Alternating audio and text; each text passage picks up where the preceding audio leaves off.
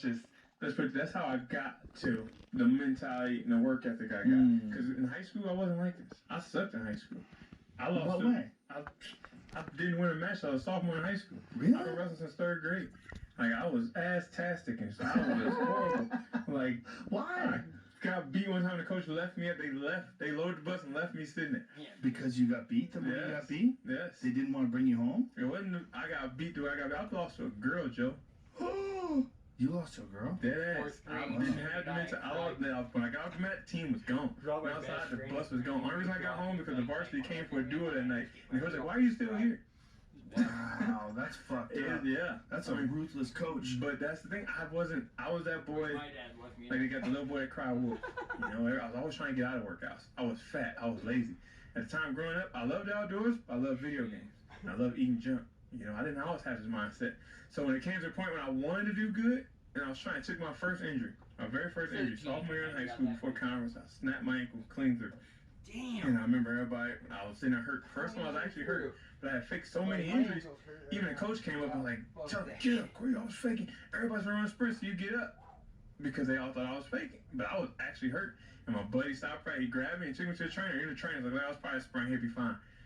Went to the doctor, my dad came and got me, went there, he did an x-ray. There was like this much bone holding my foot from falling off my leg. Like, your ankle is like pretty much shattered. Why didn't nobody bring you in? Like they kept saying there was nothing wrong.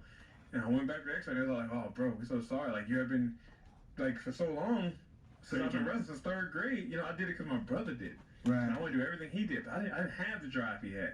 But after that, seeing the way everybody kind of like dogged me out, I remember coming back from recovery from that.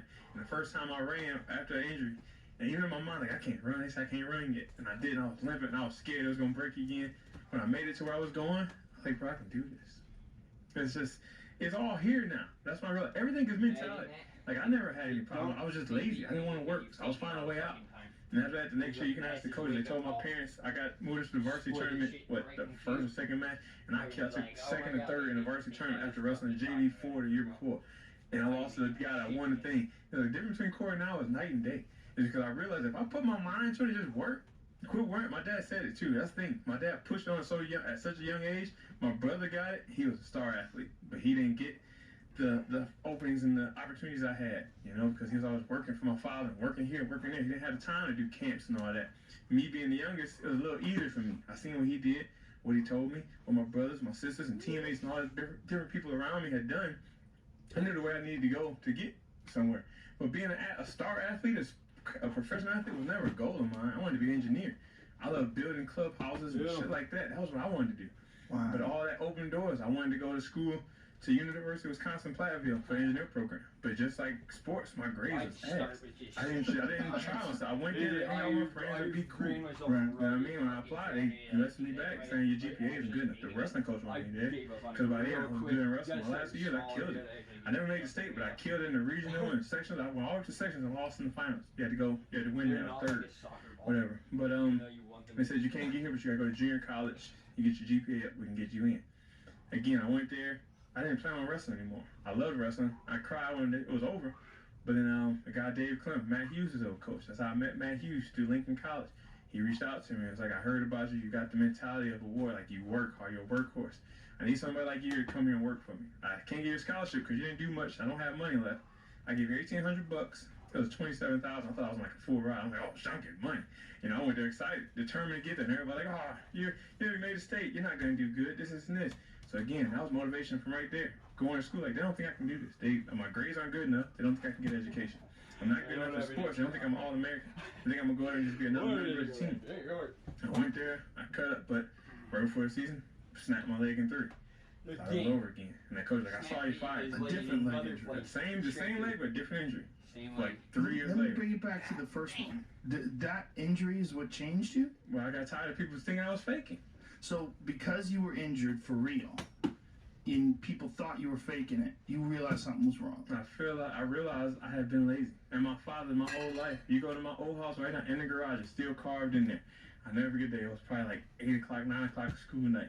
My dad woke me and my brother, helped him do some stuff on the boat. We're tired, you know.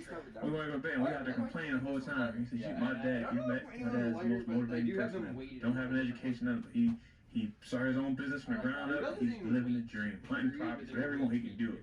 And that's where I got it from. But it took me forever to realize this. This is it. And I'll never forget the day. It comes to me all the time. I think about it. He stood up on the boat and was up against the garage door. Brand new garage door. He just put up. You know one thing I hate? I cannot stand is lazy. And he took his drill and he cut L-A-Z-Y in the back of his brand new garage door. And it's still there to this day. When I go home and I visit, I go there and you'll see it cut in the door, lazy. And he cannot stand it. And if you know him, the way he works, he's just turned 59 Tuesday. And I could, in his voice, when I said, "You're at the job site, aren't you?" Oh, he's there working. He got a bunch of 20-year-olds and 30-year-olds. He outworks everybody. 59 years old, up and down the line, running the crane, driving the truck to the shop. And that's it. He always said when I was a kid, son, it can only last so long.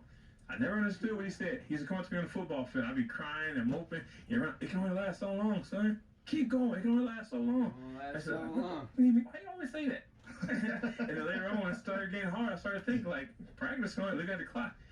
It's like 45 minutes, but it can only last so long. And click, like, oh, shit. That's what my dad meant all these years. It can only last so long. Just go. Just go. Just put your nose down and get to it. So you have this injury sophomore year, your ankle snaps, and you realize you've been lazy. So what shifted in your mind? How did you change?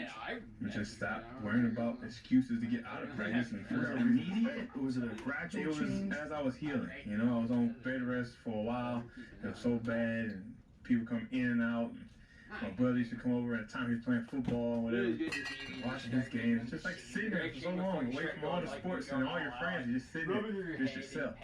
And I just realized, like, I've been doing this since 3rd grade. I've seen this stuff a million times. I know the moves, I just don't apply. And I think when I get back, if I actually start trying and sitting there for so long, away from all the sports and all your friends, you're just sitting there, just yourself. And I just realized, like, I've been doing this since 3rd grade. I've seen this stuff a million times. I know the moves, I just don't apply. And I think when I get back, if I actually start trying and drilling and actually practicing and getting that extra workout in, I could cut up. Sure enough, that's what happened. So what was the first step? When I came back, it was with that first run. I was literally, my dad's shop is probably 200 yards from my house, and it was raining. That's the only reason why I ran, because I didn't want to get wet. I was like, I'm about to run to the house, and I'm thinking like, but this lady, I don't know if I can make it. And then right then that doubt in my mind, like, why are you saying you can't make it? How many months out from the injury? Just like move with your whole spine. What, January or December, and this was summertime, so it was long. Like I had the cast on for like 5-6 months. So really? Yeah. And I went to air boot. It was 5 or 6 months. It was bad. And then like right now I got the plate and the screws in there, but I broke some of the screws because I was like trying to move in a wrestling stance in my boot, and I slipped. My dad had tile cement, and he had a little gloss over it. And I was washing the cars one day, and I was like, I'm just gonna in my shadow stand. I don't know when I slipped on the wet spot, and I slipped. I felt it, and 2 of the pins that go across my ankle had snapped. So I had to wait for all that to heal again. Jesus Christ. It was a whole process. So I was laid up for a while. I still got the 2 long screws that they take out. They leave the 7, they go up the femur or the tibia. But the 2 long ones they're supposed to pull out. But the middle, when I slipped, they broke in half of my bone. So that made the bone heal slower. Because now just the little spot they drilled through, it opened up like that much more. So you had to wait for all that to heal before I could actually walk. Did they take the screws out and put new ones in there?